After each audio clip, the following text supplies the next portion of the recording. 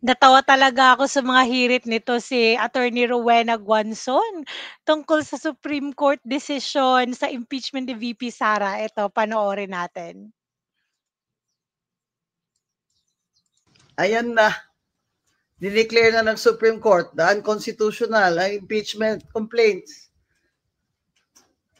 kay Vice President Sara Duterte. Nakasaad po kasi sa ating saligang batas, ang konstitusyon, na ang impeachable officers, gaya ng Vice President, ay pwede lamang ma-impeach minsan, once lang, sa isang taon, bawat opisyal na impeachable. At ano po ang ginawa dito ni Speaker Romualdez? 4 na complaint po ang pinagpa-file sa isang taon. Hindi lamang 2. 4 talaga. At kaya sagot ang House of Representatives at ang Speaker ng Supreme Court. Sagutin ito mga katanungan ito. Ano nangyari doon sa 3 impeachment complaint? Bakit itong pang-4, ito yung inakyat nyo doon sa Senado?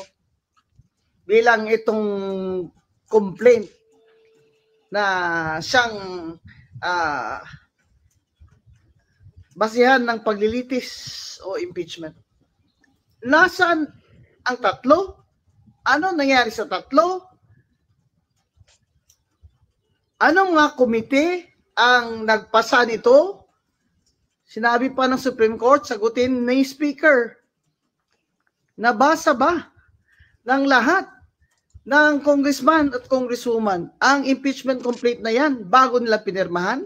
Hindi. Di ba may narinig tayong mga haka-haka dyan, pero palagay ko totoo yun, na pinatawag daw ang mga congressman na mga majority, mga congressman na under the thumb of Speaker Romualdez, pinatawag daw at doon sila nagpirmahan.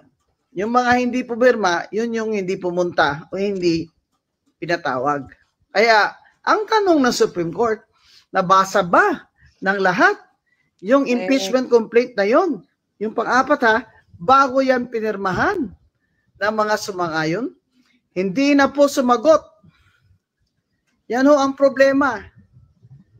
Kung ating House of Representatives ay sinasabi niyang siya, ang Speaker, ay hindi po niya sasagutin ang Supreme Court. Abay, ngayon ka lang makakita ng sabi democratic na bansa na ang House of Representatives ay ayong sumagot sa Supreme Court. Correct. Sa Amerika na. Pag pinapasagot ng Supreme Court, sasagot talaga lahat ng mga opisyalis ng gobyerno. Aba ito, talagang saksakan na talaga. Yes. Ang kapangyarihan ni Speaker Romualdez sa ilalim ng administrasyon ng kanyang pinsan, ni President BBM. Ito ay isang dagok na naman, hindi lamang dagok ito. Saksak ito sa dibdib ni BBM ang ginawa ng pinsan niyang Speaker of the House. Sa pagmamadali nilang talagang tanggalin si VP Sara para wala na siyang kalaban sa 2028, ay lahat ginawa nilang basta mapadali lang. Kaya ngayon, sasabihin pa ba niya ni Speaker na hindi siya sang-ayon at hindi sila papayag? Ngayon, wala siyang magawa dahil yung Senado, hindi niya uto-uto yan si Senate President Chis Escudero. Siyempre, sasabihin ni Senate President Chis Escudero, salita ng Supreme Court. Ano gagawin namin?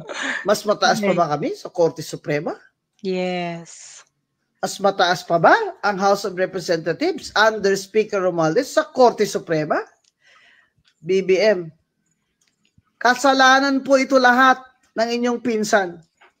Naku, pero sabi ni Senator Tito Soto, mas makikinig daw siya sa HOR, sa House of Representative.